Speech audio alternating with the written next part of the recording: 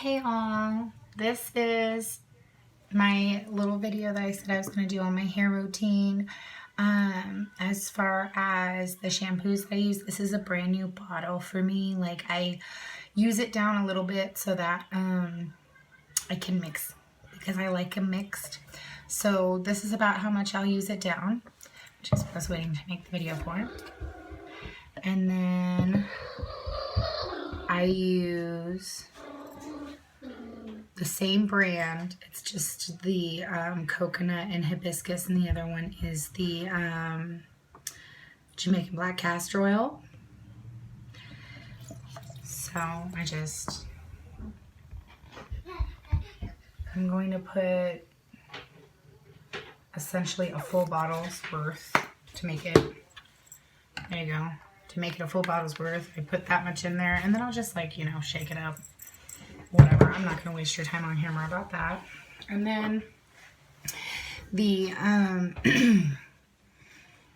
hairspray that I do, it's an after shower spray, but it can be used at any time. And pardon if you see interruptions in the background, that would be my son. This is just, you know, a typical bottle that you get from the health food store. It's just, you know, clear bottle. And my personal favorite oil combination is lavender, rosemary, rose absolute, and tea tree. But this time I'm also going to be adding a little bit of peppermint, because I do want a little bit of that effect on my scalp from here on out. So I usually put in probably, let's call that 10 drops each. Probably really didn't do 10 drops. I just kind of eyeball it and do what looks like probably about 10 drops each of, like, the bottles that don't have little tips on them. Same with this guy. The liquid, the tea tree is a little bit more liquidy, so I usually do that one into the cap.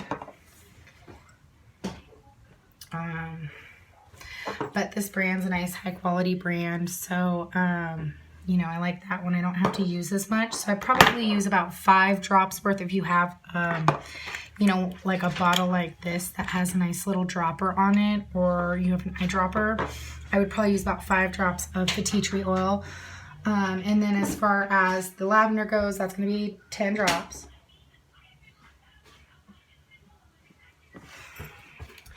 If you do a drop over, it isn't a big deal. Of the Rose Absolute, I do 20 drops. I do a little bit more of that one because that one is just kind of for moisturizing my scalp. And it works really good without, you know, too terribly of a greasy sensation. As you can tell, this one's a little thicker.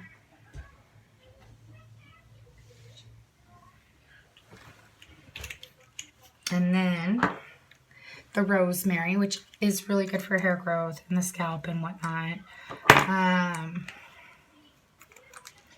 I'll put, what are you doing, Mommy? 10 drops of that one.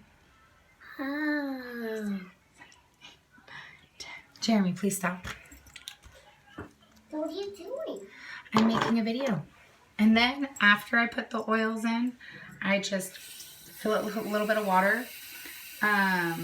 A lot of people say to use distilled water because it'll get musky if you don't use distilled water.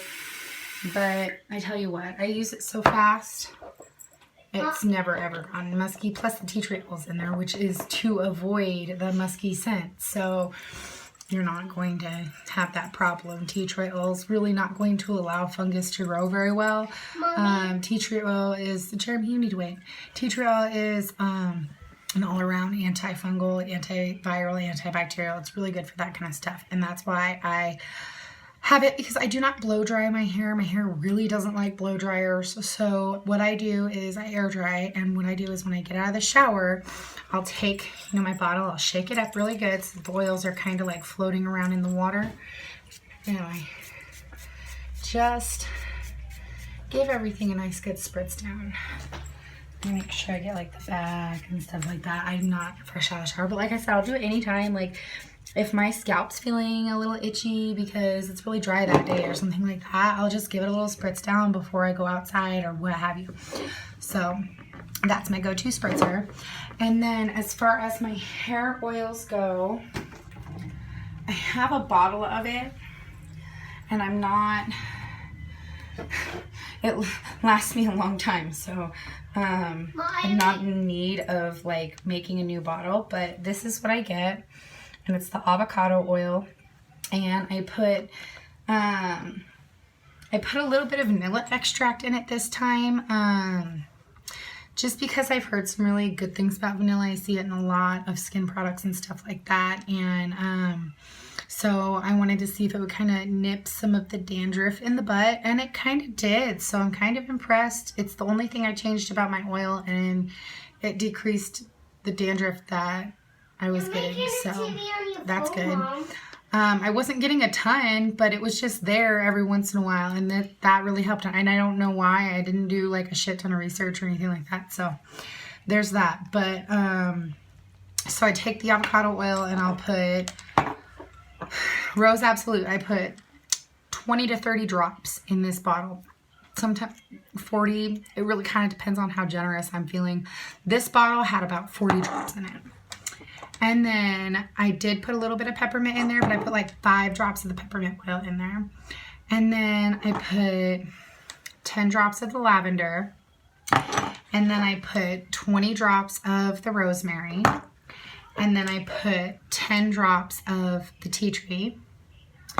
And I put all that in here, shake it up really good. And then, you know, when I use it, I usually give it a good shake, shake, shake, just in case. But, and I just oiled my hair like a jackass. I'm sorry. But, so I'm not going to like go through and do my whole head. But essentially what I do is I take my dropper. I don't know if you saw that, so let me put you back up here.